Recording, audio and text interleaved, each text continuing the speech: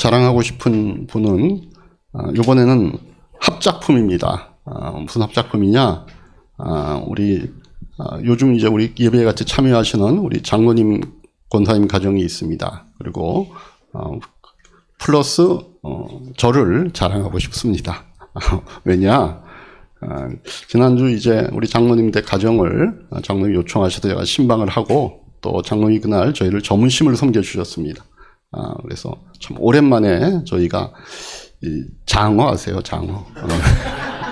장어를 장로님이 또 잘 검색을 하셔가지고 청덕동에 있는 좋은 장어집을 갔는데 보통 이제 요즘 좀 가격이 있는 집에서는 다 와서 서빙을 해주잖아요. 요즘은 돼지고기 먹으러 가도 옆에 서빙을 해주는 것들이 많이 있는데 그 집은 셀프더라고요. 셀프고 가서 장어도 카운터에 가서 사와야 되고 자기가 구워야 되고. 근데 이제 우리 장로님 가정도 그렇고 저도 그렇고 그걸 잘 못 해본 거예요. 그래가지고 이걸 어떻게 해야 되나. 그런데 거기 보니까 힘들면은 부탁을 하셔도 됩니다. 이런 멘트가 있어가지고 부탁을 한 거예요. 거기 마침 와서 이렇게 반찬 놔주고 이러는 분이 계시길래 이렇게 부탁을 했더니 뭐 좀 시퉁퉁하게 그러더라고요. 그래서 저희 시대 사람들은 이제 누가 와서 서빙해주고 그러면 예전에는 이렇게 좀 찔러줬어요. 뭐 이렇게 좀 수고비라고 이렇게 주고. 근데 우리 권사님이 다 이제 그 생각을 하셔가지고 이 친구에게 이렇게 좀 이렇게 잘 이렇게 좀 와서 우리를 도와주면 좋겠다 그래가지고 수고비를 그 친구는 안 받더라고요. 자기가 괜찮아.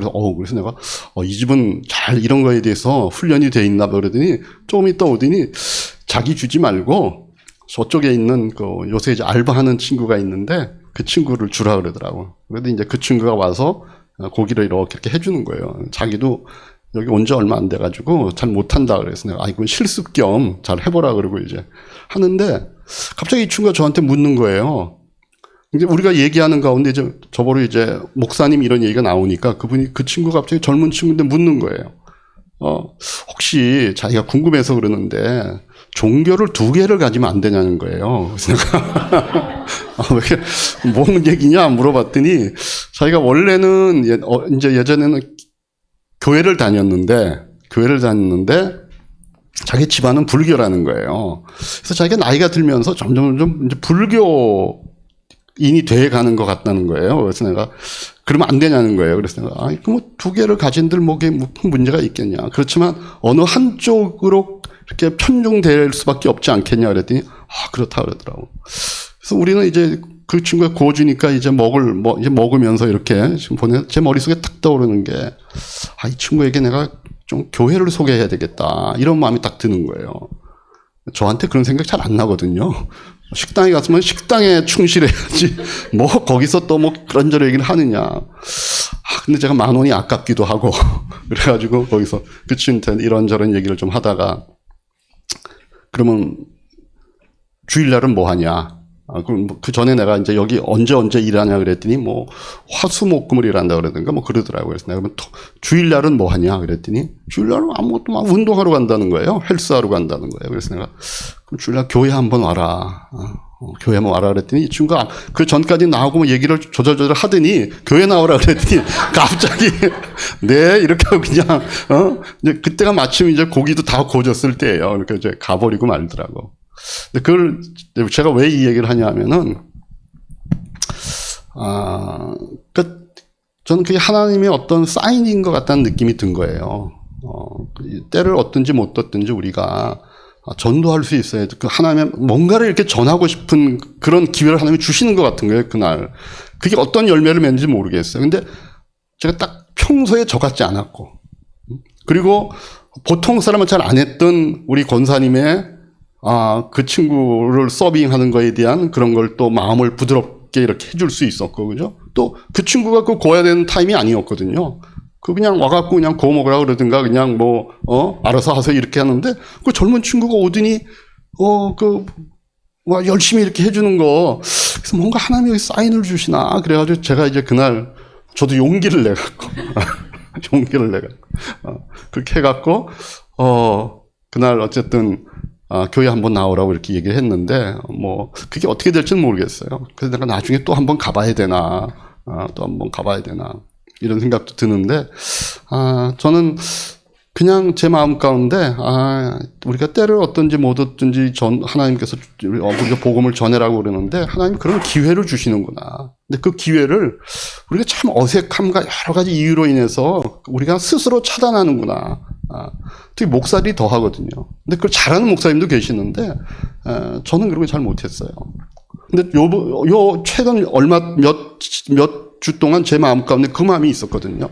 하나님 제가 좀 전도 좀 할 수 있게 해주세요. 그런 상황을 주세요. 이런 하고 있었는데 아마 저는 그게 어떤 맛보기가 아닌가.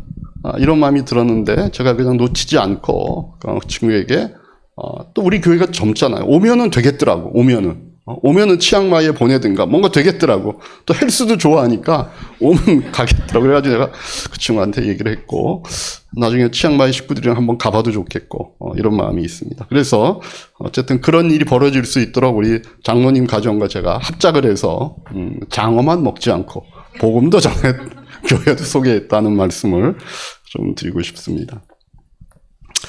자, 저는, 뭐, 여러분들 아실지 모르겠지만, 제가 설교를 하든가 아니면 어떤 성경 공부를 시키든가, 제 목적 가운데 하나가, 하나님에 대한 또 예수님에 대한 오해를 풀어드리는 것에 중점을 둘 때가 있습니다. 왜냐하면 많은 분들이, 참, 신앙을 갖지 못하고 우리가 예수 믿지 못하고 교회 오지 못하는 이유 가운데 하나가 뭔가 하면 하나님과 예수님에 대해서 많은 오해를 갖고 있기 때문에 아예 들으려고 하지 않는 겁니다. 들으면서도 자꾸만 뭔가 본인들의 생각의 어떤 그런 것들이 그 안에 섞여가지고 굉장히 이 말씀을 받아들이는 것이 어려울 수 있습니다. 그래서 그분들에게 하나님에 대한 어떤 오해를 풀어드리는데 그래서 제가 예수님과 하나님의 좋은 점, 아름다운 점, 또 어떤 것이 우리에게 유익한가, 어떤 것이 복된가, 왜 그분들을 믿어야 되는가 이런 것들을 이제 제 설교나 이런 것들을 통해서 많이 얘기합니다. 저는 옛날엔 그렇지 않았거든요. 예전에 제가 목사 초창 때 설교를 보면요, 나름대로 날카로웠습니다. 쪼개고 가르고 막 찌르고 저는 그러야 된다고 생각했거든요. 그래서 말씀을 듣는 사람들의 마음에 뭔가 어떤 변화를 일으키기 위한 어떤 그런 뭔가 이 날카로움과 뭐 이런 것들이 필요하다 이렇게 생각을 했는데 점차점차 그게 아닌 것 같은 마음이 드는 거예요. 오히려 그게 사람들의 마음을 더 닫을 수 있고 뭐 와갖고 괜히 야단 맞고 가는 것 같고 뭐 꼭 그 말씀을 듣는다라고 본인이 회개하고 돌아서는 것 같지도 않고 그래서 와 있는 이 말씀을 듣는 사람들의 마음 가운데 하나님은 너무 두려운 분이고 무서운 분이고 하나님은 우리를 벌 주시는 분이고 이런 마음을 갖지 않도록 우리가 하나님의 좋은 점, 아름다운 점 이런 것들을 강조할 필요가 있겠다. 이런 마음을 제가 갖고 어느 틈엔가 제 설교의 내용들이 그런 식으로 좀 많이 바뀌고 있습니다. 그런데 오늘은요, 제가 하나님의 좀 약간 다른 면을 여러분들과 좀 나누려고 하는 겁니다. 어떤 면인가? 성경에 보면 분명히 진노하시는 하나님에 대한 모습이 있거든요. 또 꾸중하시는 주님의 모습이 있거든요. 그래서 우리가 하나님과의 깊은 사랑 가운데 들어가기 위해서는 우리가 하나님에 대해서 너무 한쪽으로 치우치지 않고 그런 균형 있는 하나님의 모습을 우리가 아는 것이 정말 필요합니다. 어느 한쪽으로 치우치면 우리가 자꾸 그쪽으로만 길들여지거든요. 그래서 오늘 주는 이 본문의 말씀의 내용이 우리에게 하나님의 그런 진노하시는 모습, 우리를 꾸중하시는 이런 모습이 담겨 있기 때문에 오늘 그 말씀을 통해서 여러분에게 한쪽으로 치우치지 않고 균형 있는 하나님에 대한 이해를 통해서 여러분들이 신앙생활에 대해서도 균형을 찾을 수 있는 이런 시간이 되기를 바라면서 오늘 제가 여러분들과 말씀을 나누려고 합니다. 오늘 본문 말씀은 11장 12절에서 시작을 하죠. 어떻게 되어 있습니까? 이튿날 그들이 베다니를 떠나갈 때에 예수께서는 시장하셨다 이렇게 되어 있죠. 자, 지도 한번 보실까요? 여기 보시면 여기 이제 베다니라고 하는 동네가 있고 다음에 저기 벳바게라고 하는 동네가 있습니다. 우리가 지금 읽고 있는 11장 처음에 시작이 벳바게라고 하는 지명이 나오고 거기서부터 예수님께서 이제 베다니로 가셨고 베다니에서 다시 성전이 있는 예루살렘으로 가시는 그 여정을 표시하고 있는 겁니다. 이렇게 보니까 가고 싶죠. 이걸로 봐서는 잘 모르니까 언젠가 우리 단체로 예루살렘 성지순례 한번 가십시다. 그걸 위해서 우리가 미리 보는 거예요. 그래서 이 빨간 길을 따라서 아마 가셨던 것 같아요. 저렇게 해서 예루살렘 성전이 있는 곳까지 예수님이 이제 가셨는데, 자, 보시면, 여기 이제 성경에 지금 나오는 벳박의 베다니라고 하는 지명이요. 사실은 재밌습니다. 그 다음 슬라이드를 보시면, 벳박이라고 하는 동네 지명이요. 히브리 말로 베이트라고 하는 단어와 파게라고 하는 단어의 합성어입니다. 근데 이 파게라고 하는 말은 이것도 무화과라고 하는 뜻입니다. 그러니까 합치면 뭐예요? 무화과 집이라는 거예요. 무화과 마을이라고 하는 거예요. 다음에는 베다니로 베이트라고 하는 집 플러스 그다음에 테나라고 하는 이것도 역시 히브리 말로 무화과의 한 종류를 표하는 말인데, 그러니까 결국은 베다니도 결국은 무슨 뜻이에요? 여기도 무화과의 집, 무화과 마을이라는 뜻입니다. 그러니까 벳박에도 그렇고 베다니도 그렇고 똑같은 지명을 갖고 있는 거예요. 똑같은 뜻 뭐예요? 무화과 마을이다라고 하는 뜻입니다. 그러니까 그 마을에서 일어난 얘기를 지금 오늘 성경이 우리에게 얘기를 하는데 거기 보면 이제 예수님께서 시장하셨다 그러잖아요. 시장하셨다. 배고프셨다는 거죠. 자, 보세요. 우리가 앞서서 본 성경 보면 예수님께서 이제 종려 주일에 예루살렘에 나귀를 타고 입성을 하셔가지고, 그 다음에 어떻게 하셨냐면, 저녁 때가 되면 아마 베다니에 가셔서 주무시고, 아침이 되면 예루살렘에 오셔서 거기 있는 사람을 만나서 가르치시고, 또 저녁 때가 되면 다시 베다니로 물러가시고, 왜 그러셨냐면, 이 베다니는, 예수님께서 죽음에서 살리셨던 나사로와 그의 누이였던 마르다, 마리아가 사는 집이 거기에 있었거든요. 그래서 아마 10중 8구 예수님이 베다니에 가셔서 그 집에서 묵으셨을 것이다.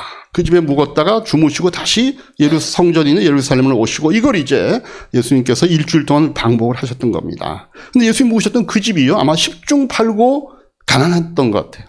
왜냐면 베다니라고 하는 동네 자체가 부유한 동네가 아닙니다. 그는 좀 이제 가난한 사람들이 모여 사는 동네였으니까 아마 나사로의 집도 분명히 그러했을 것이다. 근데 경제적으로 별로 여유가 없는 그 집에 보세요. 예수님 혼자입니까, 지금? 최소한 12명의 장정들과 같이 다니시잖아요, 예수님. 에? 오늘 그러니까 우리 이천 그 집도 조심하셔야 됩니다. 오늘 이 장정들이 가잖아요. 그러니까 식량이 부족해. 먹을 게 부족했겠죠. 예수님 그 제자들이 그 30대에 있는 그 장정들인데 어부 출신 아닙니까? 그러니까 제대로 잘 못 먹는 거예요. 그러니까 당연히 배가 고프시죠. 배가 고프시죠. 시장하셨어요. 아침부터. 어제 저녁을 뭐 부실하게 드셨든지. 그런 채로 이제 오시다가 이제 13절, 14절 보시죠. 같이 한번 읽겠습니다. 멀리서 잎이 무성한 무화과 나무를 보시고 혹시 그 나무에 열매가 있을까 하여 가까이 가셔 보셨는데 잎사귀밖에는 아무것도 없었다. 무화과의 철이 아니었기 때문이다. 예수께서 그 나무에게 말씀하셨다. 이제부터 영원히 내게서 열매를 따먹을 사람이 없을 것이다. 예수께서 제자들이 하신 말씀을 들었다. 이렇게 되어 있죠. 어떤 분들은 이 구절을 보면서 예수님께서 잎이 무성한 그 무화과 나무 가까이 가셔가지고 아마 열매가 있으리라고 생각하고 가셨을 것 같아요. 근데 무화과 열매가 없으니까 예수님이 신경질이 나셔가지고 배도 고픈 데다가 갔더니 없어 있는 것 같은데, 그러니까 그냥 신경질이 나셔가지고 거기서 그냥 저주를 하셨다. 이렇게 이 구절을 이해하려고 하는 분들이 계십니다. 근데 저는 아니라고 생각해요. 왜? 예수님 평소에 우리가 알잖아요. 그러시는 분은 아니에요. 그래서 우리가 왜 예수님이 이렇게 반응하셨는가에 대해서는 우리가 좀 그 당시에 팔레스타인의 이 기후라든가 이런 자연적인 어떤 환경을 좀 이해할 필요가 있습니다. 이 중동 지방에서 무화과는요, 여름이 시작되는 4월부터 10월까지 한 나무에서 여러 번의 열매를 맺습니다. 한 번 맺고 끝나는 게 아니에요. 근데 처음이 언젠가 하면은 4월달, 다시 말하면 이게 이스라엘 사람들이 6월절 지키는 때거든요. 지금 예수님이 그거 지키려고 6월절 지금 예루살렘 가신 거 아니에요? 그러니까 요때 제일 처음에 열매를 맺습니다. 그 무화과 맺히는 열매 그 이름을 아까 우리가 봤듯이 파게라고 부르는 파게. 그때 맺히는 열매가 첫 번째 맺히는 열매가 파게죠. 그래서 영어로 우리가 무화과를 피그라 그러잖아요. 피그가 거기에서 나온 말입니다. 근데 그 후부터 시작해 4월부터 10월까지 한 나무에서 순차적으로 열매를 맺습니다. 그러니까 이 파괴 이후에 열리는 그 무화과 나무의 이름을 테나라고 부르는 겁니다. 그러니까 예수님께서는 지금 본명에 보기 뭐라고 돼 있었냐면은 무화과철이 아니었다라고 돼 있잖아요. 그죠? 그러니까 원래는 무화과철이 아니라는 걸 알아요. 다시 말하면 본격적으로 그 나무에서 무화과가 막 열리는 이런 철은 아니에요. 테나의 철은 아닌 거예요. 그런데 예수님께서 보시니까 너무 잎사귀가 무성하고 좋으니까 혹시 파괴라도 달려있지 않을까라고 가서 보신 거예요. 근데 뭐예요? 그 나무에는 파괴도 없었던 거예요. 그 나무의 형태에 비해서는 사실은 열매 맺는 능력이 좀 부족했던 나무겠죠. 여러분, 이 파괴는 테나에 비해서 열매로서 가치는 적습니다. 처음에 열리는 열매니까 좀 부실한 거예요. 맛도 별로 떨어지고. 그런데 그렇기 때문에 이제 그 과수원 주인들이요, 보통은 이거를 따서 버리거나, 우리도 왜 이렇게 과수원 하시는 분들이 좀 열매가 좋지 않으면 따서 버리기도 하고 그래서 다음에 나오는 그 과일이 좀 충실하도록 그렇게 하잖아요. 그러니까 여기서 마찬가지인 거예요. 버리거나 아니면은 그냥 내버려둬가지고 지나다니는 행인들이나 이런 사람들이 그것들을 그냥 먹을 수 있도록 이렇게 방치를 해두는 겁니다. 그러니까 주인 입장에서는 별 볼일 없는 과일이지만 그러나 어떤 가난한 주민이라든가 여행자 입장에서는 굉장히 귀한 열매입니다. 왜냐하면 4월 전까지의 이스라엘의 기후 상황은요, 겨울철입니다. 그래가지고 겨울 내내 사실은 신선한 과일을 못 먹는 거예요. 그러다가 비록 당도는 떨어지지만 이 파괴라고 하는 무화과의 첫 열매를 통해 가지고 겨울철 내내 맛보지 못했던 그 당도 있는 과일을 처음 먹어보는 거예요. 그러니까 굉장히 가난한 사람이나 또 여행자 입장에서는 신선 과일을 먹는 그런 기쁨이 있는 거죠. 거기다가 잎이 무성한 이런 나무였다고 하니까 아마 여기 파괴가 열릴 수도 있었겠다라고 예수님께서 가보신 거란 말이죠. 근데 없는 거예요.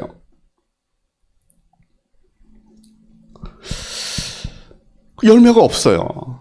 근데 예수님께서 그 열매를 맺힐 수도 있는 그 나무를 봤을 때 그러나 나무가 실제로 없는 그 상황을 보시고 예수님께서 거기서 딱 뭘 하셨냐면 제자들에게 시청각 교육을 시키기로 하신 겁니다. 어떤 시청각 교육?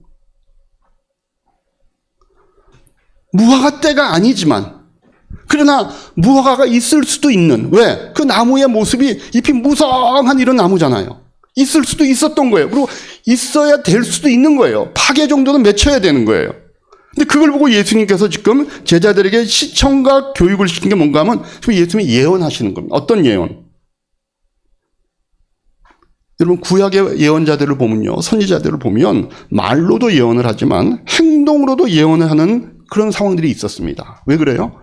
말로만 하면 잊어먹으니까 그 드라마틱한 어떤 장면을 연출함으로써 그 들어야 되는 사람들의 귀에 쏙쏙 박히도록 그 어떤 극적인 그 장면을 예수님께서 지금 연출을 하시는 거예요. 그 구약의 선지자들의 그 예언의 방식을 예수님이 따라가는 거예요. 그래서 우리가 그 이사야서 20장 같은 데 보면 이사야가 그런 예언을 합니다. 한번 이사야서 20장 2절에서 4절. 그 해에 주님께서 아모스의 아들 이사야를 시켜서 말씀하셨다. 주님께서 이사야에게 말씀하시기를 허리에 두른 베옷을 벗고 발에서 신을 벗으라고 하셨다. 그래서 이사야는 말씀에서 옷을 벗고 맨발로 다녔다. 이게 얼마만큼 많이 벗었는지는 모르겠어요. 그렇지만 어쨌든 거의 많이 벗은 것 같아요. 자, 그때 주님께서 말씀하셨던 나의 종 이사야가 3년 동안 벗은 몸과 맨발로 다니면서 이집트와 이디오피아에게 표징과 징조가 된 것처럼 아시리아 왕이 이집트에서 잡은 포로와 에티오피아에서 잡은 포로를 젊은이나 늙은이 할 것 없이 모두 벗은 몸과 맨발로 끌고 갈 것이니 이집트 사람이 수치스럽게도 그들의 엉덩이까지 드러난 채로 끌려갈 것이다. 이렇게 얘기했어요. 그러니까 앞으로 벌어질 그 일에 대해서 하나님께서 이사야에게 어떤 예언을 지금 하라고 하시는데 이게 어떤 내용의 예언인가 하면은 그 당시 유대 나라가 의지했던 나라가 있습니다. 이집트, 에티오피아, 이런 나라를 의지했는데 이 나라들이 지금 이스라엘을 침공하고 있는 그 아시리아에게 형편없이 패하고, 그래서 그 이집트, 이디오피아 사람들이 오히려 옷을 채 걸치지도 못한 데 부끄러운 모습으로 끌려가는 그런 상황이 벌어질 것이다. 이걸 가르쳐주기 위해서 이사야에게, 야, 네가 3년 동안 마치 포로가 끌려가는 그런 모습으로 신도 신지 말고 옷도 벗고 그렇게 다니라, 그렇게 얘기한 거예요. 그래야 그 말을 듣는 이스라엘 사람들이 훨씬 이거를 극적으로 이해할 테니까, 한 번 말하고 끝나는 게 아니라 맨날 이사야가 신발도 안 신고 옷도 벗고 다니니까 저희가 왜 저러는 거야? 물어볼 거 아니에요.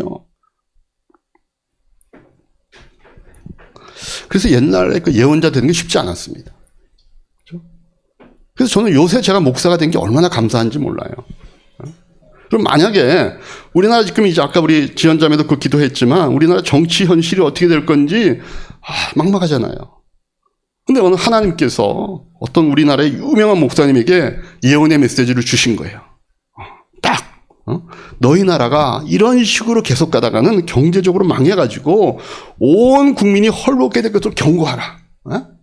그 메시지를 주시면서 그걸 사람들에게 정말로 제대로 인식시키기 위해서 네가 옷을 다 벗고 광화문과 여의도 광장에 가서 네가 최소한 하루는 그렇게 돌아다니면서 메시지를 전해라. 그럼 그 목사님 그럴 수 있을까요? 저는 요즘은 하나님께서 그렇게 우리에게 메시지를 안 주는 게 얼마나 감사한지 모르겠어요. 근데 예전에는 그랬어요. 이사야가 3년 동안 벗은 몸으로 하나님이 주신 그 메시지를 자기 백성에게 전하기 위해서 그렇게 했단 말이죠.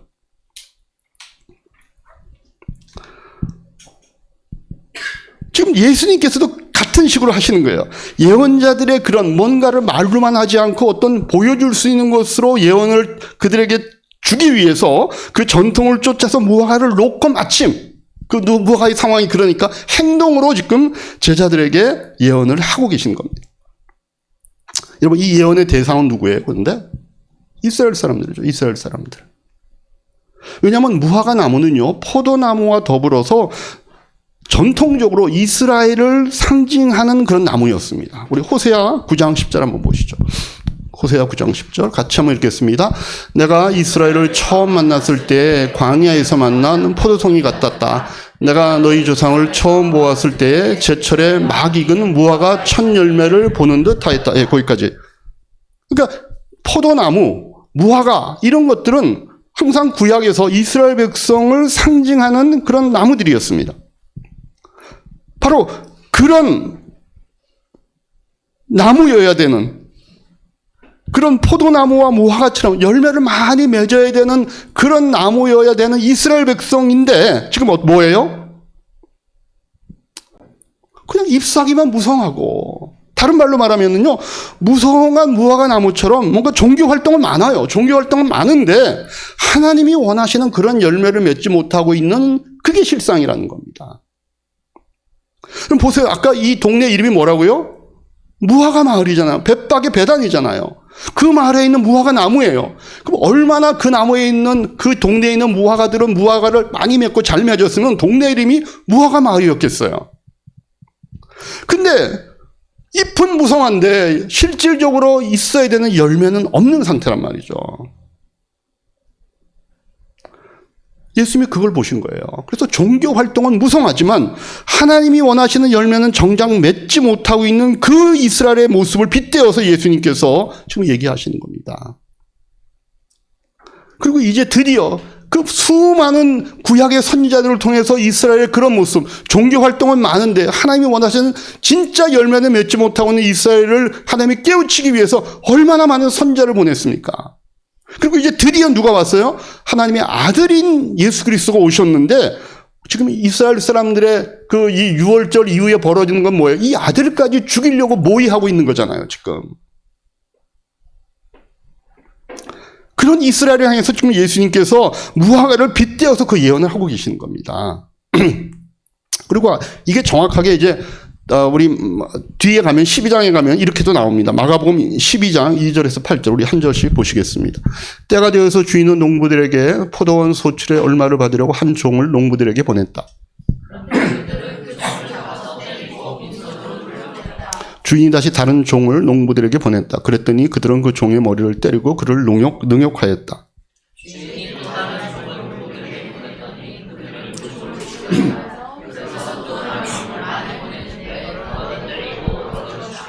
이제 그 주인에게는 단 한 사람 곧 사랑하는 아들이 남아 있었다. 마지막으로 그 아들을 그들에게 보내며 말하기를 그들이 내 아들이야 존중하겠지 하였다.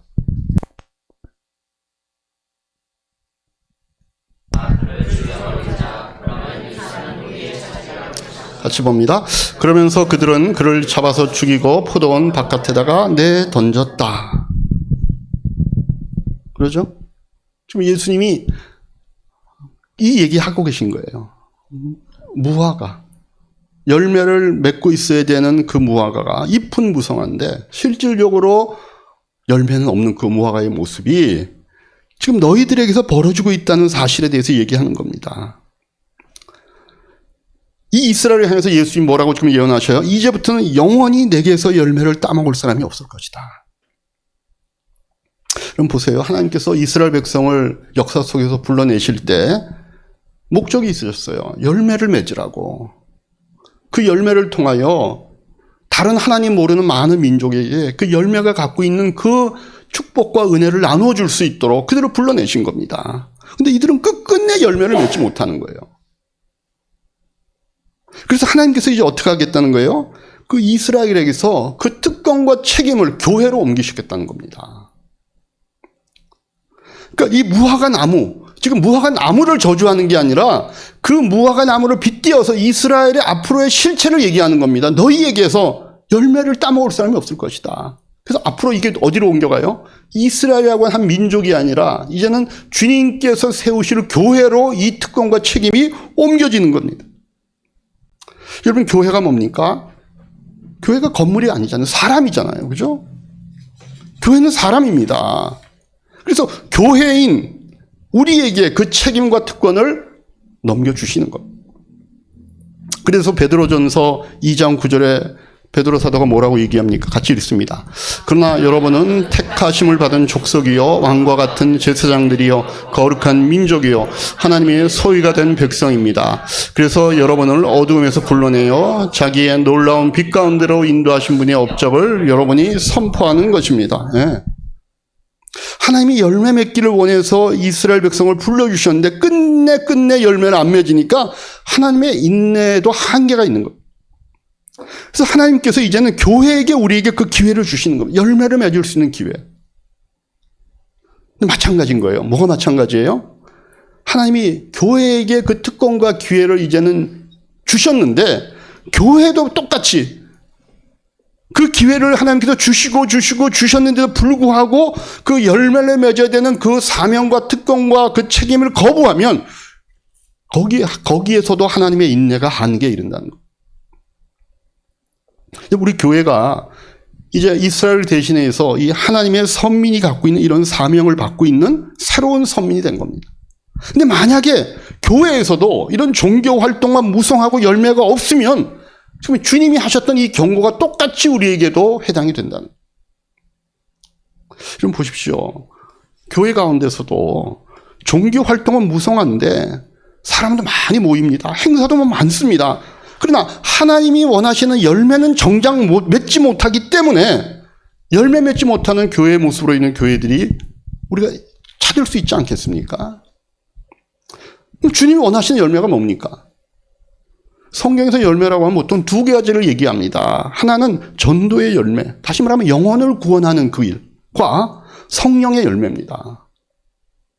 하나님께서 교회를 통해서 기대하는 것이 무엇이냐? 그 열매가 뭔가? 전도의 열매와 성령의 열매가 맺히기를 원하는 겁니다. 이게 이스라엘 백성에게 주셨던 사명과 같은 사명이죠. 그죠? 이스라엘 백성을 통하여서 주변에 있는 다른 만화가 하나님을 알도록 그들이 하나님의 백성이 되도록 하는 그 영혼을 구원하는 그 일.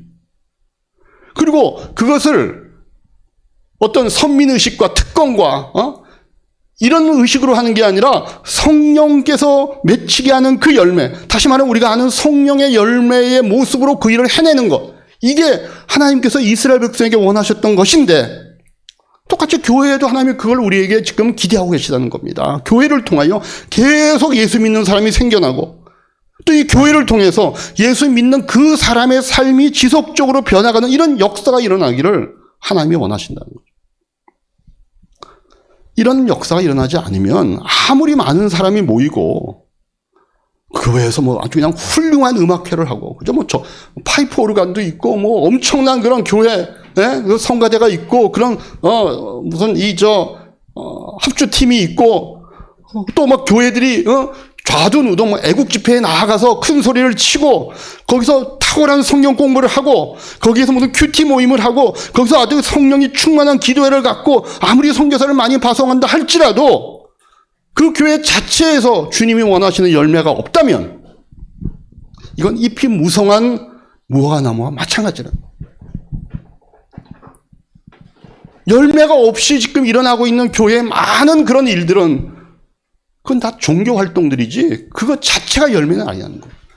그런 것들을 하는 모든 이유는 그걸 통하여 교회 밖의 사람들이 교회로 올 수 있는 어떤 기회를 제공하는 것이면 좋습니다.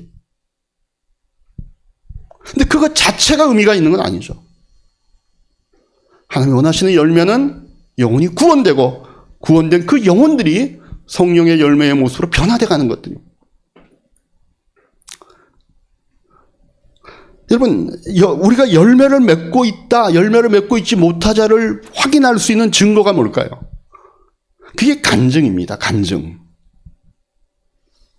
그래서 저는요, 교회에서 간증이 그치면 그 교회의 생명은 끝났다고 생각합니다.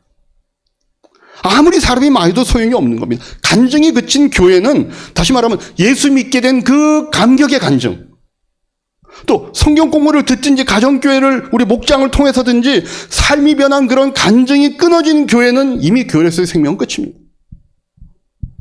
열매 없는 무화과 나무와 같은 겁니다.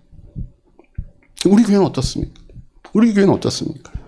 우리 교회에 영혼보의 열매가 있습니까? 다행인 것은 많진 않아도 있습니다. 우리 1년에 한 번씩 저희가 가정교회 우리 팀에다가 1년에 한 번씩 우리 교회 상황을 리포팅하는 게 있습니다. 그럼 거기에 한 해 동안 작년에 세례 몇 명 주셨나요? 나오거든요. 그래서 제가 한 명이라고 적는 기회들이 있어서 얼마나 감사한지 몰라요. 한 명. 윤민자 자매 작년 한 명. 그러면 우리 인원 지금 20여 명 되는데 한 명이면은 많잖아요. 또 그걸 소망하는 믿음이 우리에게 다 있잖아요. 삶이 변하는 열매 우리에게 있나요? 저는 목장의 나눔을 통하여 우리가 매일 그걸 확인하잖아요. 저는 큰 나무는 안 될지 몰라도 그 나무의 생명력을 우리 안에 분명히 지금 움트고 있고 자라나고 있다고 믿습니다. 그게 얼마나 감사한지 몰라요. 여러분, 만일 어떤 교회가 이런 주님의 반복되는 경고에도 불구하고 거기서 회개하고 돌이키지 않으면 언젠가는 열매를 못 맺는, 영영 열매를 맺지 못하는 이런 상태에 빠질 수도 있다는 거예요. 그럼 그게 이미 교회가 아니죠. 어떤 종교 시설은 될 수 있지만. 우리 교단 목사님들끼리 만나면 좀 하소연겸하는 그런 얘기가 있습니다. 뭐라고 얘기하면, 목사님 교회는 그래도 교인들이 그렇게 참 장로님도 계시고 당회도 있고 그다음에 이런 여러 많은 활동도 하고 교인들도 든든하니 좋겠습니다. 이렇게 하면 목사님이 처음에는 이렇게 좀 긍정하는 것 같다가 나중에 한숨을 푹 쉬셔요. 우리 교회는 묵은 닭이 많아. 뭐예요? 그랬더니 이 사람들이 이제는 다 그 어느 정도 수준이 돼서 나이가 들고 뭔가 교회 연륜이 높아지면 좀 알을 낳아야 되는데 다 묵인하게 돼갖고 알은 낳지 못하고 어디서 병아리들이 이제 태어나가지고 오면은 자꾸 쪼고 그런다는 거예요. 그래가지고 그래요. 우리 교회는 묵은 닭이 없는데 뭐 우리 잘 모르니까.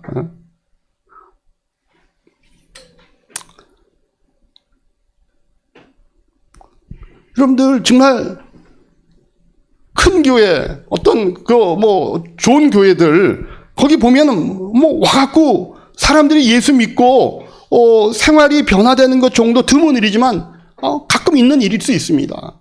영혼구원이 되니까 그래도.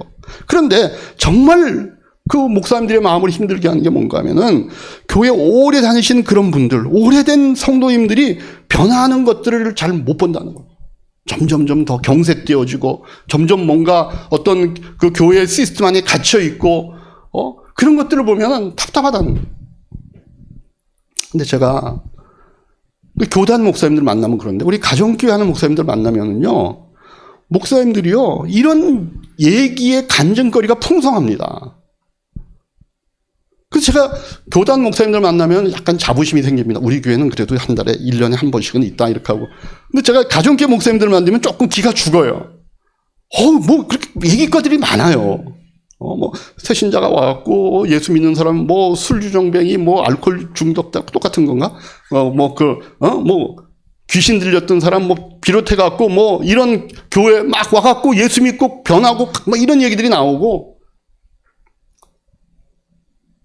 가정교회 안에는요, 불신자가 예수 믿고 그 삶이 변했다는 간증거리 많습니다. 오래된 성도들이 본인들이 목자가 돼서 사람들을 섬기고 하면서 자기들이 막 변화했던 이런 간증거리 넘쳐납니다. 살아있는 무화과 나무이기 때문에 그렇습니다. 여러분, 우리 하나님께서 교회에 원하시는 거 종교활동 아닙니다. 열매를 보시길 원하는 겁니다. 영혼이 구원되는 것, 그 열매. 그리고 구원된 그 영혼이 말씀 가운데 변화돼서 그 변화된 삶의 열매를 맺는 것. 고린도후서 3장 18절 말씀입니다. 하나님이 원하시는 게 이거죠. 고린도후서 없나요? 고린도후서 3장 18절 제가 읽겠습니다. 있나요? 같이 읽겠습니다. 우리는 모두 노를 벗어버리고 주님의 영광을 바라봅니다. 이렇게 해서 우리는 주님과 같은 모습으로 변화하여 점점 더 큰 영광에 이르게 됩니다. 이것은 영이신 주님께서 하시는 일입니다. 이런 기대를 우리 교회를 통해서 저는 보고 싶은 것. 우리가 주님 같은 모습으로 점점 더 변화하여 하나님이 우리에게 약속하신 점점 더 큰 영광에 이르게 되는 것. 그래서 저는 이야기의 모든 성도들이 이런 영원히 구원되는 열매와 삶이 변하는 열매를 통하여서 우리가 함께 꿈꿔보면 좋겠다라고 꿈꿔야 되는 그런 최종적인 모습입니다. 우리가 변화되어서 점점 하나님이 우리 약속하신 주님을 닮은 모습으로 변화되는 것.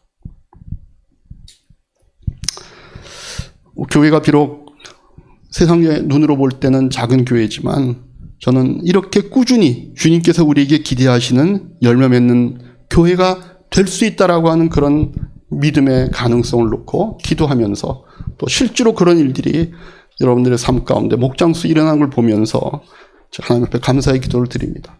한 주간 동안 여러분의 삶 가운데 내 삶에서 나를 통하여 영혼이 구원되는 그런 일이 생기면 좋겠다. 뿐만 아니라 이미 믿은 내 자신의 모습이 정말 이렇게 주님 닮은 모습으로 매일매일 변화되는 이런 일들이 나의 인생 가운데 일어나는 가장 큰 나의 감사와 기쁨이 되기를 소원한다. 그런 마음으로 한 주간을 승리하시는 우리 성도들 되기를 주님의 이름으로 축복합니다. 기도하겠습니다. 기도할 때 들으신 말씀 생각합니다.